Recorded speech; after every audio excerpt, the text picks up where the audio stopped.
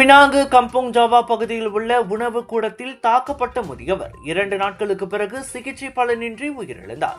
சபராங் பராய் உத்தரா காவல்துறை தலைவர் அன்வார் அப்துல் ரஹ்மான் கூறுகையில், தாக்குதலில் ஈடுபட்டதாக சந்தேகிக்கப்படும் ஒருவரை காவல்துறை கைது செய்துள்ளதாக தெரிவித்தார்.